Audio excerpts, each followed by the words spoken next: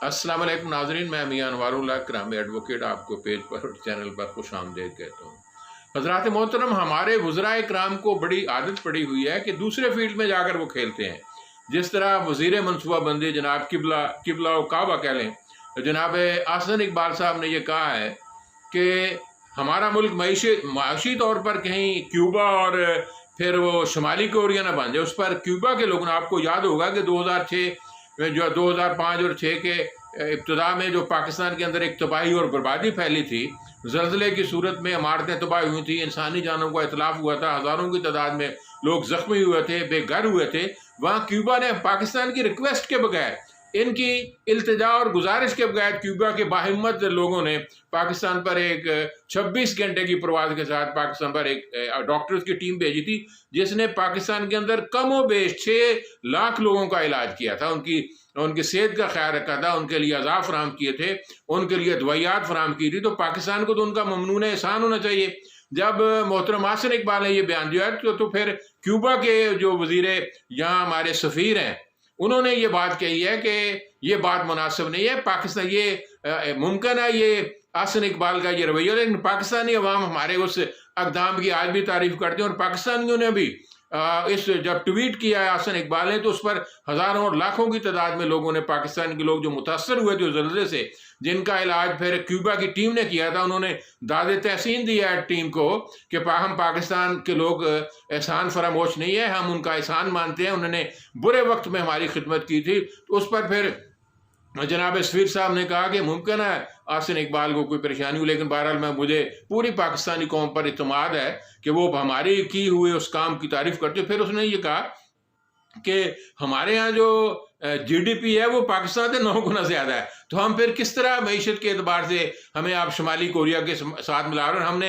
$150 billion America की मुखालफत में हमने सर्फ किया है। तो ये आप हमें बजाय आप हमारी बहादुरी की और जुर्रतमंदी की शाबाश दें, आप हमें नुकरे लगा रहे हैं, एक कोने में लगा रहे हैं, तो ये मुनासिब बात नहीं है। और फिर इसी तरह जनाब राना सनाउल्लाह ने भी ये बात कही है, हालांकि वज़ीर दाखिला हैं, उन पर जायज़ या नाजायज़ एक मुकदमा भी हो गया था मंशियात का, शायद वो इंतकाम पे दरपे ना हो, लेकिन बहरहाल ये बात उन्होंने भी वजारत खारजा के हवाले से एक बात की है। भाई उनका, आपका जो वज़ीर खारजा है, जो बनने वाला याद ही वज़ीर खारजा है, वज़ीर ममलिकत है, उनको चाहिए कि सफारती हवालों से, उन हवालों से बात करें। वज़ीर दाखिला ने कहा जो मरासला या साइफर या टेलीग्राम वाशिंगटन से पाकिस्तान में पहुंची थी, उस पर शाह महमूद कुरैशी ने अपनी कारीगरी का मुजाहरा करते हुए उसमें टेम्पर कर दिया, उसका रिकॉर्ड ख़राब कर दिया, नई चीज़ें डाल दी हैं, कुछ चीज़ें निकाल दी हैं। तो उस पर भी वजारत खारजा की आसम इफ्तिखार जो नुमाइंदा है, तर्जमान है वजारत खारजा, उन्होंने उसकी वजाहत की है कि ऐसा होना मुमकिन ही है, ये इम्कान अकली के बाहर है,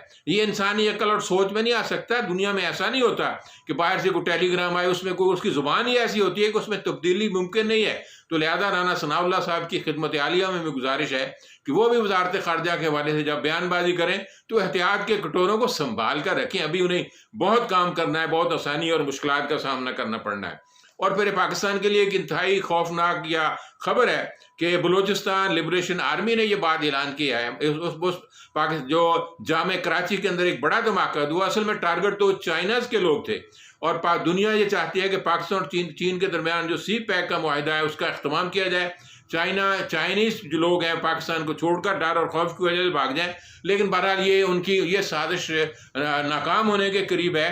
तो उसमें एक दो पाकिस्तानी भी शहीद हुए हैं, 3 चाइनीज हलाक हुए हैं। ये बहुत बड़ा पाकिस्तान के खिलाफ एक बहुत बड़ा दहशतगर्दी का वाक़या था। फिर इमरान खान ने इस पर तबसरा करते हुए कहा है, जो एंकर पर्सन है, कि जब पाकिस्तान की सारी इंटेलिजेंस एजेंसियां और हुकूमती अदारे हुकूमतों को उखाड़ने में, नई हुकूमत लाने में, पुरानी हुकूमत को भेजने में लगे हुए हों, तो फिर पाकिस्तान की इंटेलिजेंस का और दहशतगर्दी का कौन मुकाबला करेगा। बहरहाल ये बात भी अफसोसनाक है, हुकूमत को अपने तमाम तर ज़राए को इस्तेमाल करते हुए पाकिस्तान से दहशतगर्दी का खात्मा करना चाहिए।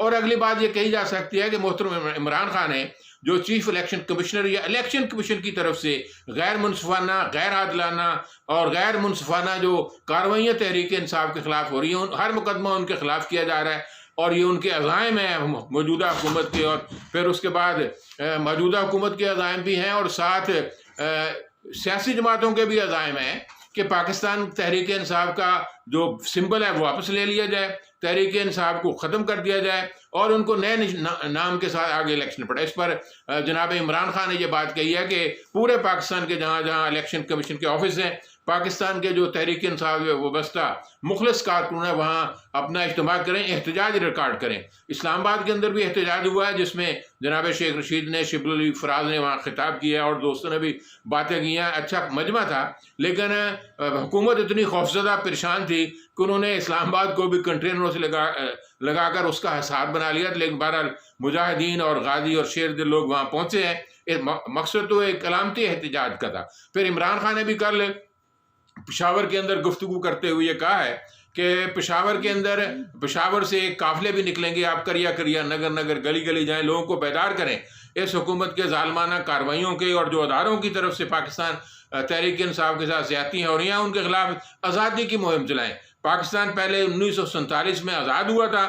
اب ہم نے مقامی سطح سے اور مقامی سطح پر وہ لوگ جو مغرب کے غلام ہیں، امریکہ کے غلام، ان سے آزادی حاصل کرنی ہے. تو ہم چونکہ عمران خان کی خواہش تھی کہ ہم آزاد خارجہ پالیسی پر عمل پیرا ہوں، لیکن بہرحال آزاد خارجہ پالیسی پر چلتے انہیں بڑی مشکلات کا سامنا کرنا پڑا ہے.